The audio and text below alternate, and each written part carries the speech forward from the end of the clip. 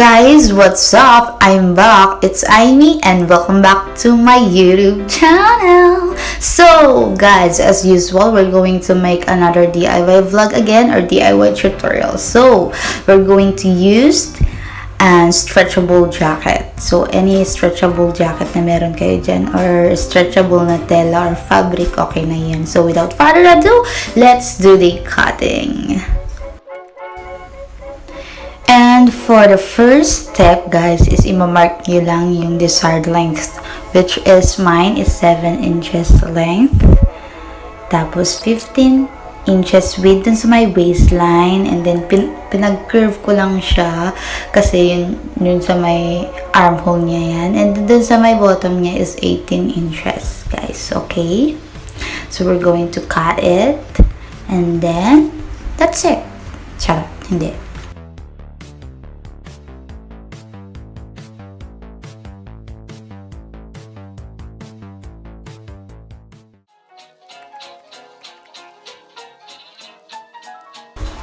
And next is we're going to mark 1 inch dun sa first line, and the other is 1/2 inch interval, guys. Okay.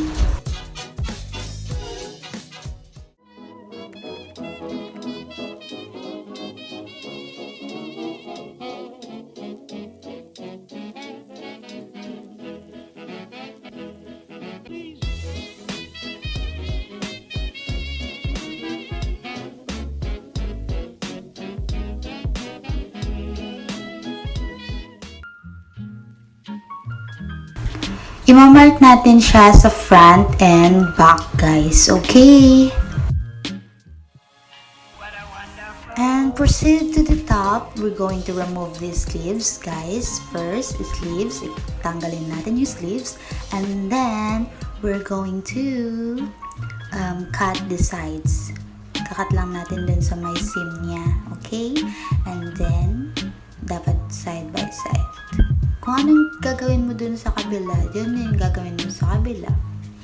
So, we're going to cut it and measure it with 8.5 length and 18 inches width. Mas okay kung mas malaki yung width niya, guys. Mga 20, ganun. Kasi mas masikip kasi yung ginagawa ko eh. Yan lang yung maximum na measurement meron ako. So, okay lang. Pero pang small lang to. Pang small lang tong size na to. Okay, guys? And then, same markings lang dun sa kung anong minark natin dun sa my skirt. Ganun din dito, guys. So, 1 inch dun sa first line. And then, for the second and the rest is 1/2 inch. Okay?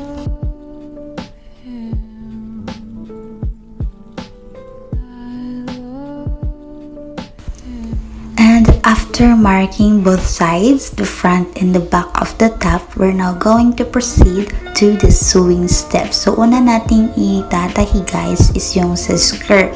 So, ang first step is hemming the cutted part. Dun sa may pinagkatan natin or dun sa may natatastasan. Yung, ayan. So, dapat i-hem natin yung mga part na yan. Okay?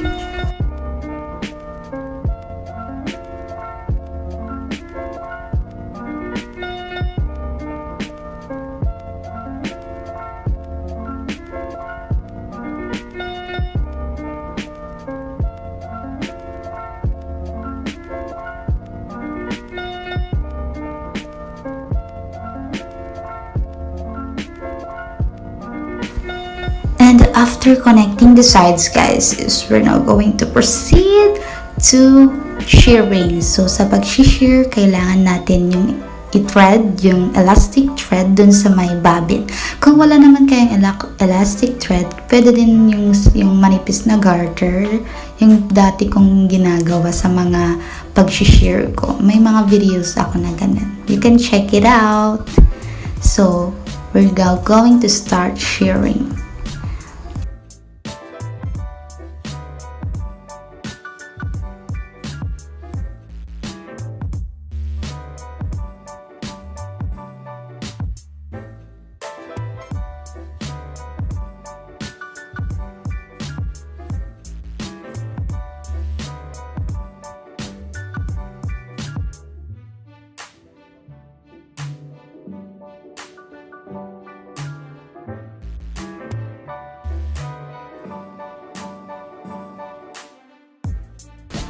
So, ayan guys, yung silbi ng mga markings natin, yan yung pagbabasehan natin sa pag-share. Okay? So, sa sobrang dami at haba nung shinir ko ay nagabihan ako sa pagtatahe. So, dun sa my next slide is, you can see now, gabi na. Ayan, gabi na. Gabi ko na natapos yung pag-share. Mga 30 to 40 minutes ata yan. So, after natin i-share, is tapos na tayo dun sa my skirt. And then, we're now going to proceed to the top sewing steps. So guys, same steps lang din dun sa my skirt. So we're going to hem the sides first before connecting the front and back.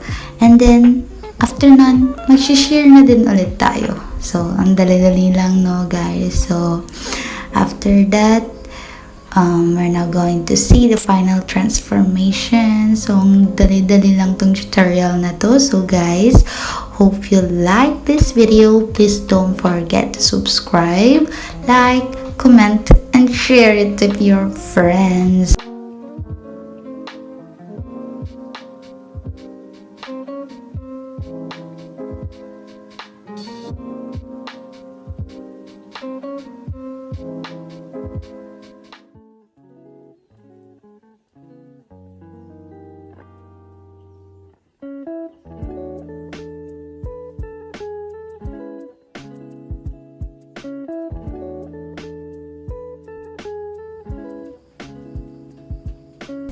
So let's now see the final transformation.